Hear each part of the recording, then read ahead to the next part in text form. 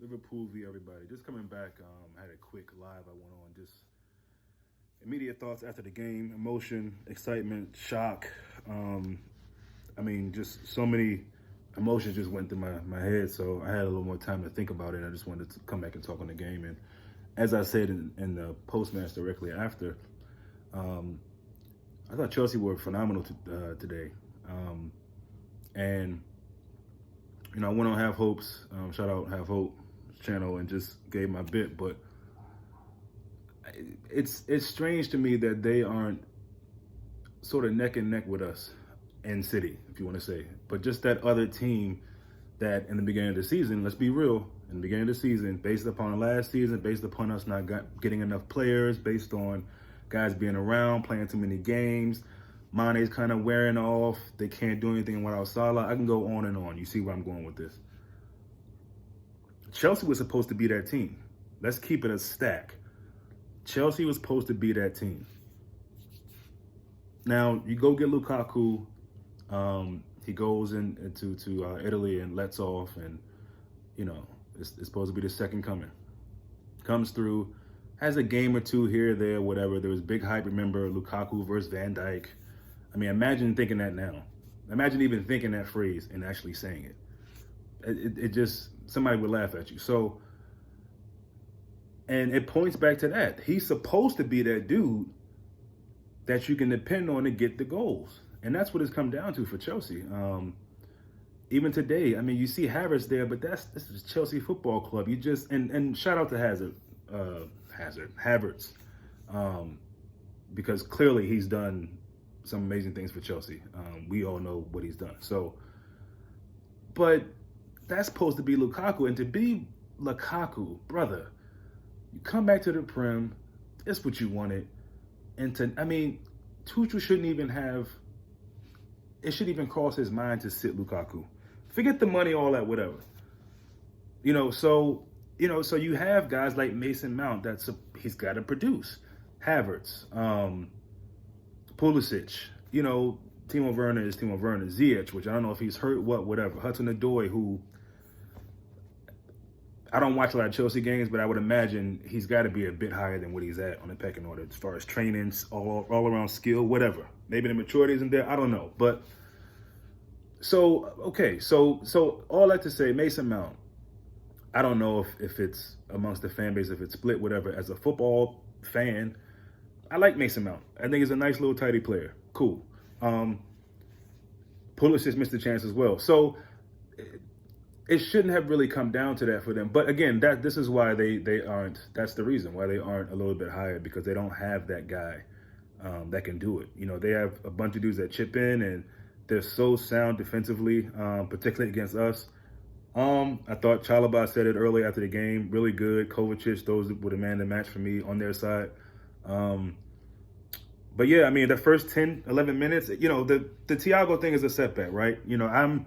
I'm watching, all the proceedings, and I see the team come on. I see Naby Keita, and I'm thinking, did I look at the lineup on Twitter wrong? What happened? So then I'm counting the players and just kind of forgetting. I knew Naby wasn't there, but I couldn't. I'm like, oh, Thiago. Then you see him on the side with the coach, and he's obviously emotional. Okay, I think that was a bit of a throw off for the squad in general. Right before the game, I think, I don't know what happened to Thiago. I should probably look that up, but I just know he wasn't playing. And I think that kind of just changes the whole dynamic of what we're trying to do. Maybe that's going too far, but it definitely in that midfield, which is going to be a key battle in the final against Chelsea. Love Naby, respect, happy he played, and I thought he did a good job.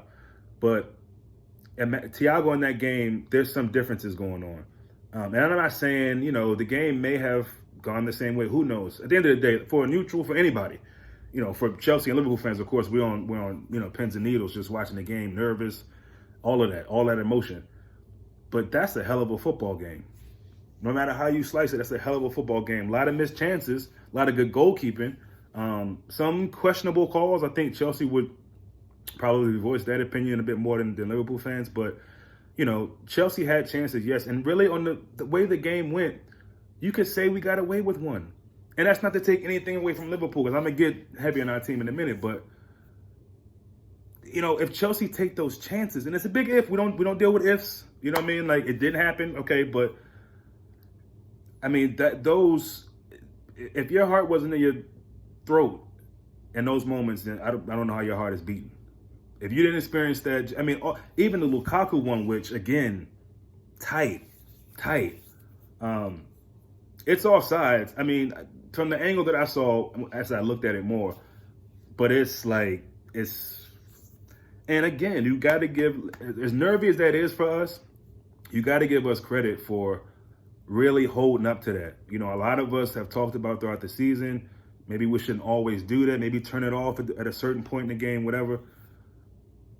We've been doing pretty well at that. And that's just almost like another defender in a way. It's just that added thing that we do so well. You don't really see many teams doing it like that. So, but, I think I've said enough about Chelsea. I think for us, again, it took us a while, Thiago, whatever, we get into the game, we get our chances. I was disappointed Mane came off. And it could be me, but it looks like he maybe threw his jacket, his coat or something. He didn't seem, and look, why would he be happy to come off? That's a big time football player. You don't want to see him happy. But that was, I'm happy we get the amount of subs that we did get, and you want to fit everyone in. I totally get that. And you don't want to run dudes into the ground too. That's the other thing. Which ended up happening for the most part anyway for a lot of players. But, I just thought Mane, as far as the attacking play, Diaz was a beast. Again, this guy didn't score a goal, obviously, but, I mean, just so integral already. I mean, everyone said it, I get it, but in his copy and paste, this dude looks like he's been with Liverpool since Klopp started. I mean, just how quickly he was able to grasp that. And remember, Klopp was saying, you probably would assume, it's going to take some time.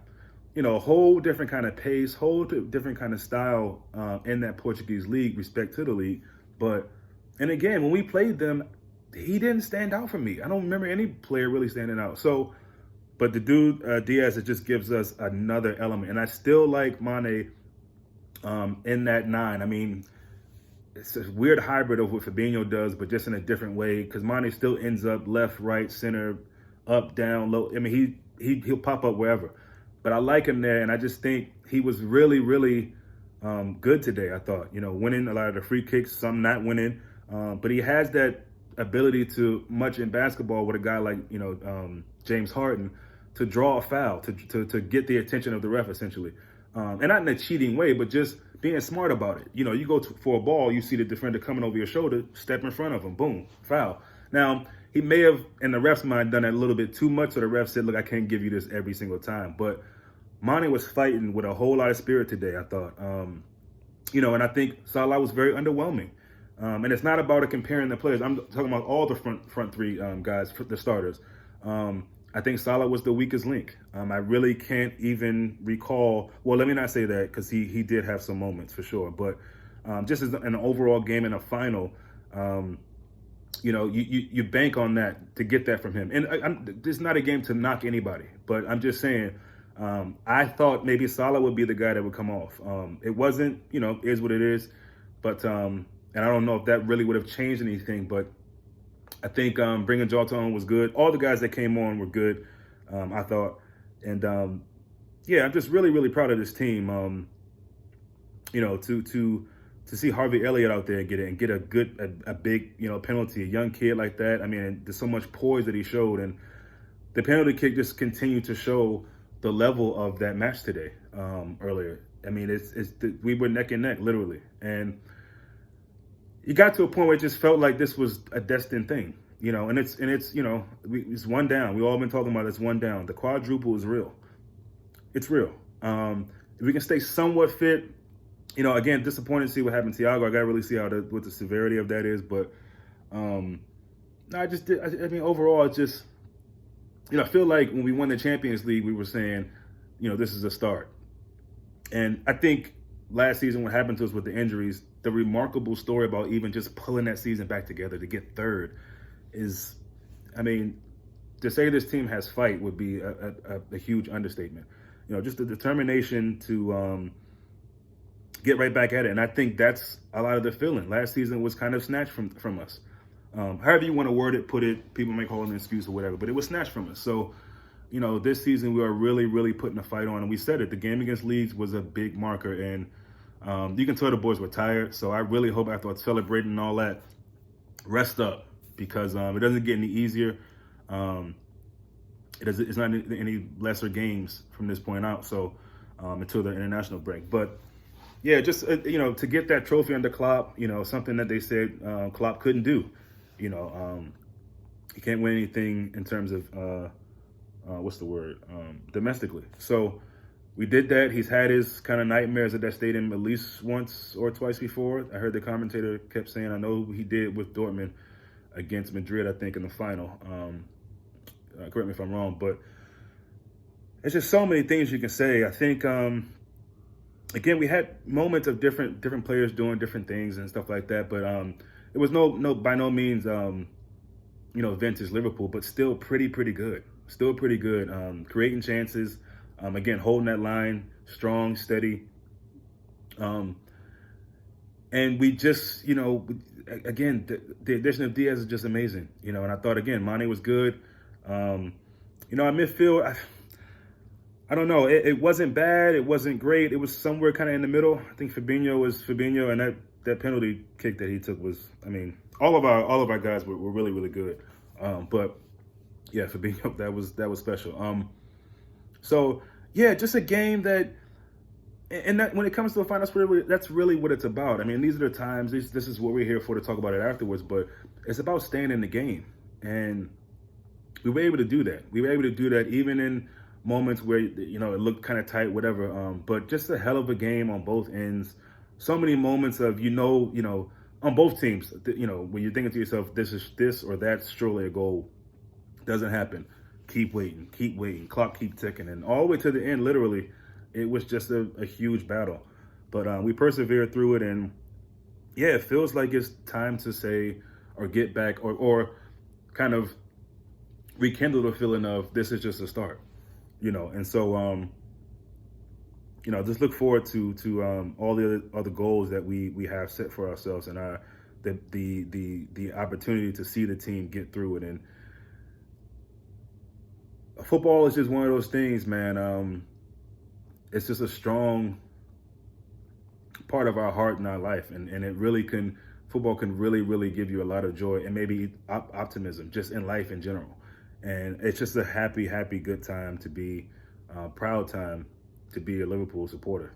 It really is. And it's, I know even just for myself, it's something to look forward to just, brighten you, man, and if you're going through rough things, just to be happy you can wait on a Saturday, Sunday, midweek and see Liverpool play and more times than not, really, really make you smile, make you happy. So one love to all you guys. I just had to come back and give some further thoughts about just the game, some of the situations and things of that nature. Before I do go, I want to talk about the refs. It's beating a dead dog to even continue talking about refs, because we know the quality of the English referees. Doesn't really matter who it is. And even if we wanted to call one of them the best of the bunch, that's like saying the better of two evils with Trump and Biden. I don't want to get too political, but neither is good for anybody, in my opinion.